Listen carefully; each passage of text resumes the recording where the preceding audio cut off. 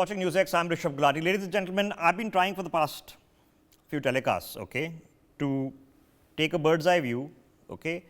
The minutiae of the budget, while though there are numerous, have not been the earth-shattering amount, but the larger picture certainly has been. So now we look at a premise, okay, and then we ask ourselves, is this happening or is it not? Now think about it for a second. For the better part of our entire independent history, to the point of Bollywood cliche, roti, kapda, makan, garibi hatao, Bjili, Sadak, Paani, year after year after year after year, election after election after election after election, we could not get it done at scale. We have accepted and normalized that there is abject poverty, destitution in this country, accepted and normalized.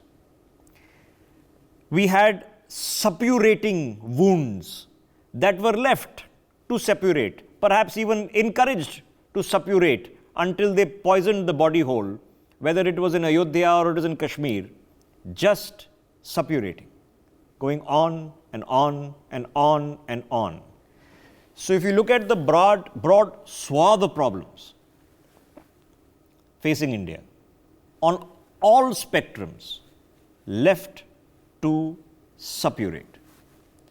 Now the question is, the political debate in this country doesn't end, the agreement and disagreement doesn't end, what is good, bad and ugly doesn't end, but do the topics of conversation, do the topics of dispute, do the areas and issues of problems, do they level up? Do we now see future elections where potentially abject poverty, garibi hatao, is an irrelevant slogan because the people have got the houses and the basics to have a decent livelihood and they want better roads, better education, better health, and those are the topics of conversation. Is the Ram Mandir closed as a topic of electoral conversation for the first time in Indian history? Is that a possibility? Are there going to be future demands as aspirations grow? So does that indicate a fundamental structural paradigm shift in what becomes the concept of what we have recognized as politics is fought on in this country to a different level, given the fact that politics will be continued to be fought on, but on what? Let's open up this conversation. Jayajit Bhattacharya joining us in the broadcast.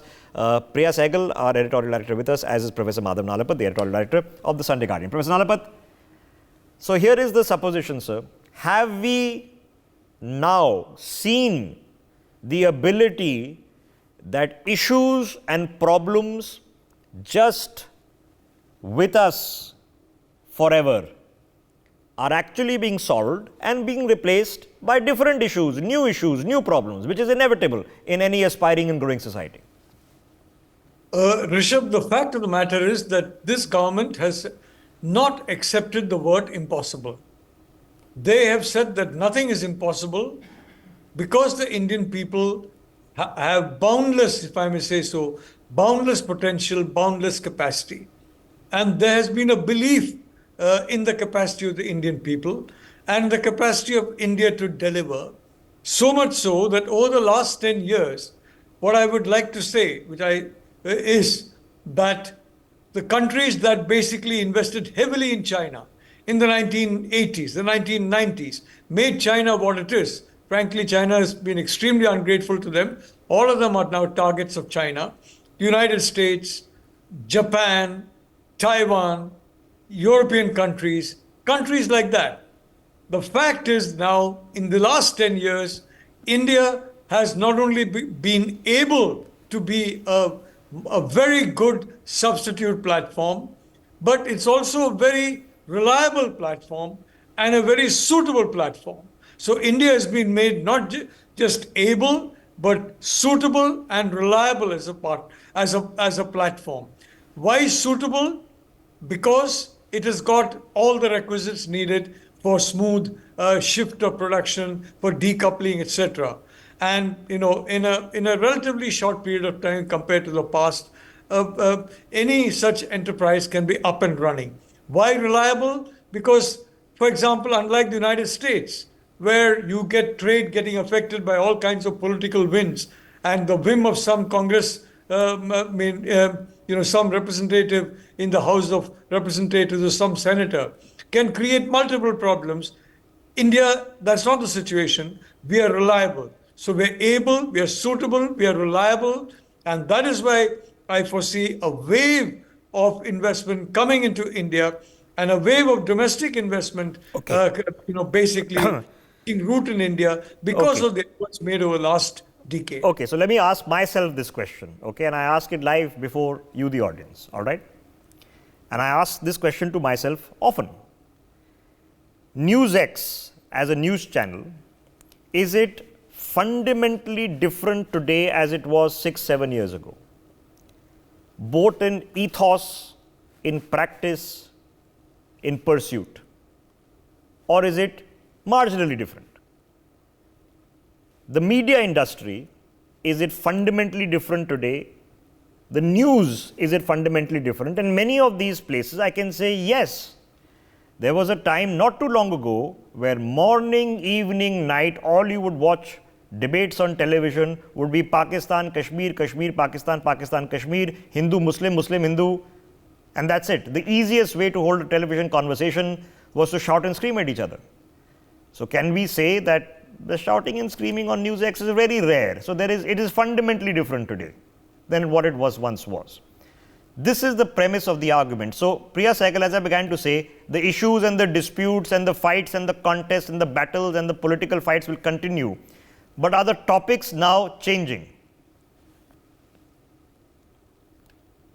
Well, Rishabh, that India-Pakistan analogy that you gave, I'm afraid to say it is not changing. That is still going on, and maybe not in NewsX, because I was also pretty happy with the coverage during COVID when we picked up issues that everyday people were dealing with. We had everyday people on the TV, on our screens, talking about the problems they were dealing with. But what were other channels doing? They were talking about a film star being, whether he committed suicide or whether his girlfriend has poisoned him or whatever. So this kind of trial by media was going on over non-issues. They were unfortunately, media is being used as a vehicle for distraction, and some of them are playing this game very happily and very willingly in that sense. And sometimes it helps to aid the government also when they want to distract from a certain topic. Sometimes they're doing it to build their own TRPs. So in that sense, I don't see the conversation change. It's just gone even worse as more and more channels are proliferated. It's just becoming like a bazaar out there, really. So that has unfortunately we still have to wait for it to streamline. Apart from that, in terms of responsible conversation, responsible issues, I would just want to get back to the topic of the day, which is the budget. I thought that was a pretty responsible statement coming from the finance minister, because in the sense there was no big populist. This is the eve of a general election. She could have easily announced, whole slew of tax cuts, some populist schemes, some farmers' loans, etc., etc.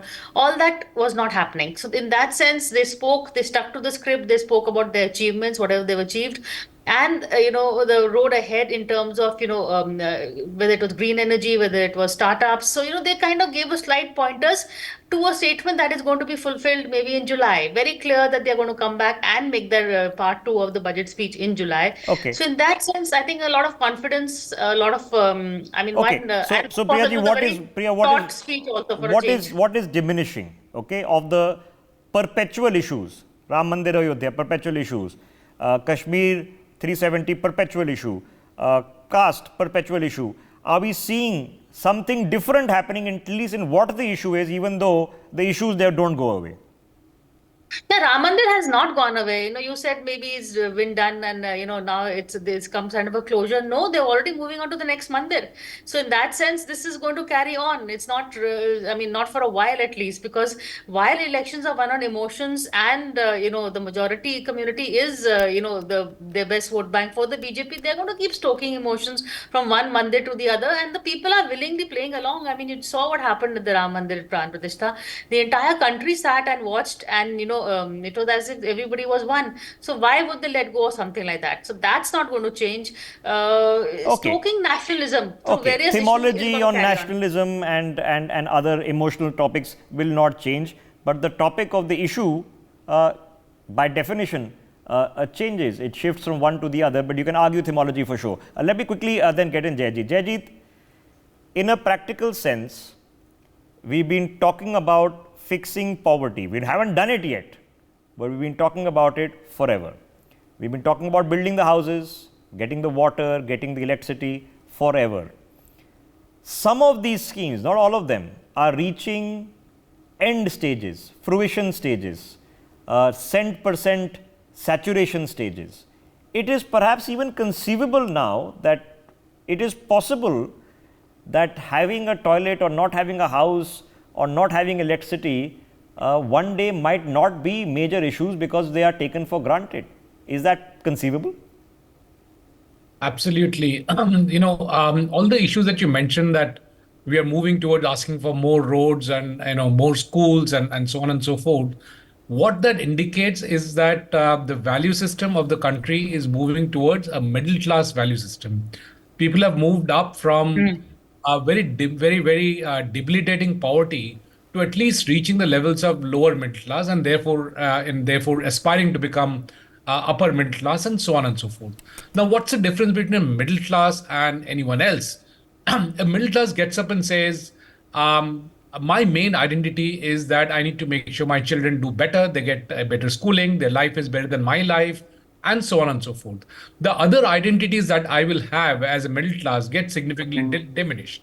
My caste identity, my religion identity, my social minority identity, and so on and so forth. All of them get diminished when I become a middle class. What we have seen in the last 10 years is that because of the development that has come in, people are now having aspirations equivalent to a middle class. I think, what comes to my mind is this slogan that was made very popular by Captain Batra before he was martyred the next day in the Kargil war, which was Dil Chahta Hai. Yeah, Dil mange mo. Dil mange more. Yeah. We have reached a level where we are not saying that my Dil only says that my caste person becomes a chief minister and I'm happy to die after that.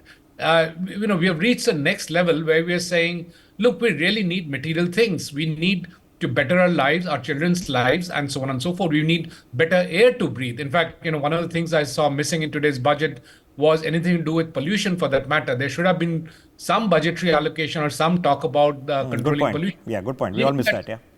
Leaving that aside, the larger point that you are mentioning, Rishabh, is that there is a change in stance. There is a change in the mood in the country. Mange more. We would like to have, it's the same thing, education, healthcare, and therefore Ayushman Bharat is pulling a chord in people's heart that they are being taken care of. Those who were completely without any medical support now have hope. So the strengthening of the social support system, which we have seen happening budget after budget, I think that's heartening. Okay. Also, because we will be going through significant changes in the economy, so a lot of people will fall down and they'll become vulnerable. So these social safety networks that are being created, the social safety nets, that becomes a very important point for people to therefore aspire the next step in their life. I was having a very interesting conversation, very interesting points made by Tehseen just a short while ago. So he says, okay, we have moved on from a country of abject hunger, but we are still a country of abject malnutrition. Okay, we moved on from A, but that is exactly the premise.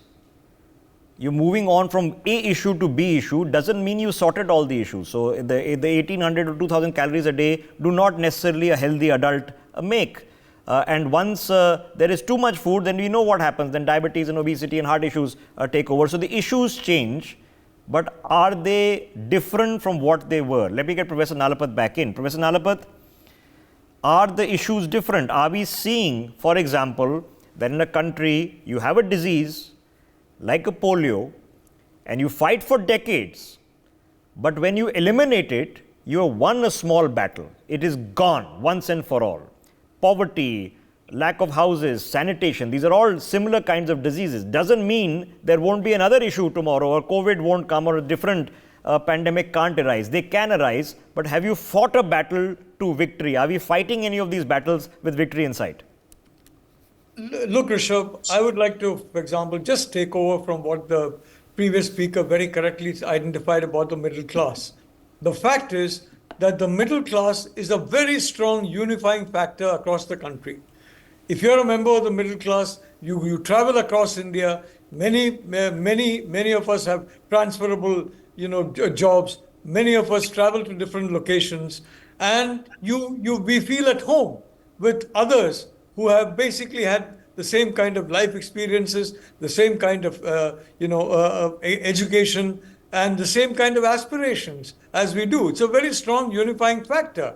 Economics is a very strong unifying factor. And there's, yeah. So from that point of view, I'd like to say that roti, kapda, and makan have always been the core essential issues. The greatest human right is the right to have roti, kapda, and makan in adequate quantities. What is different now is that in the past it was a slogan.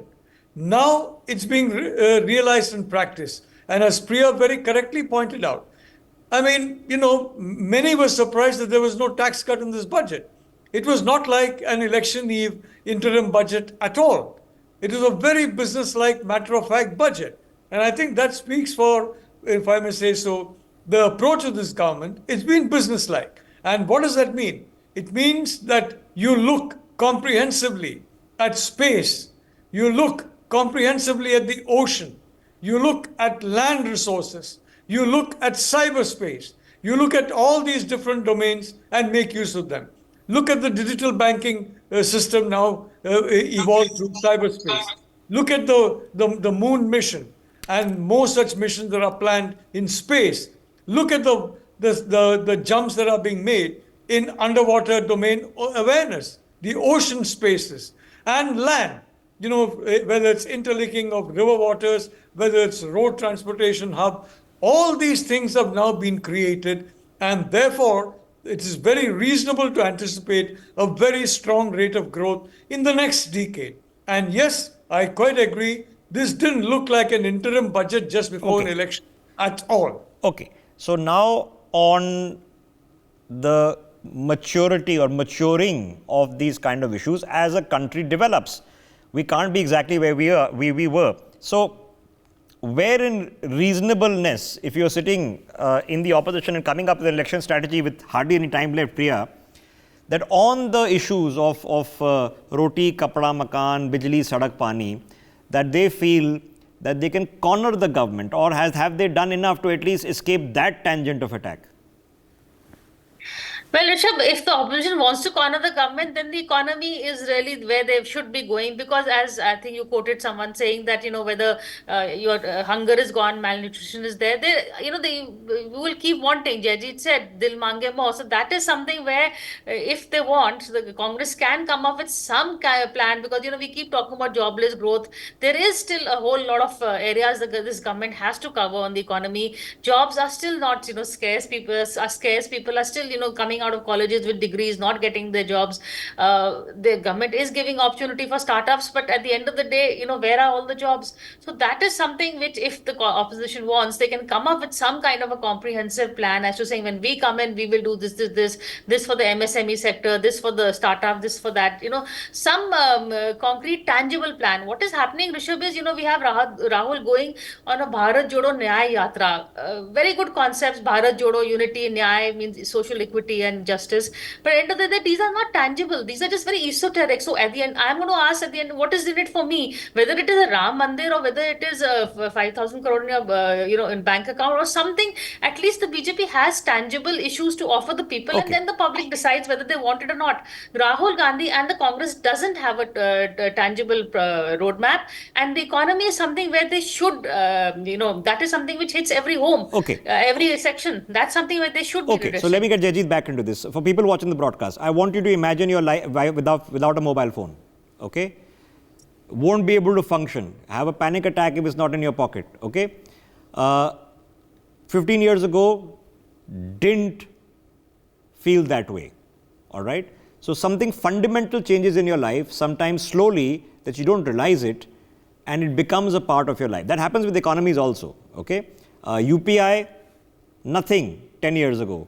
I don't think any of us spend a day without conducting some kind of UPI transaction, big or small. Okay, so a fundamental change happens. So Jayjeet, are we transcending, which was the whole goal and the topic of conversation, that you want to become a developed country? And the developed country does not mean that America doesn't have issues or Britain doesn't have issues and all is sorted and they've all left for the retirement parties.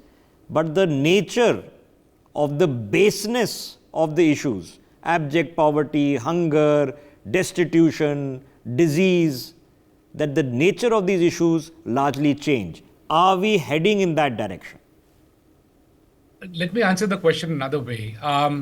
Typically, what we saw 10, 20 years back was that if the government or anybody suggested, let's create a nice city or a nice building or a nice airport, the counter argument will be, oh, farmers are dying and you want to create a nice city.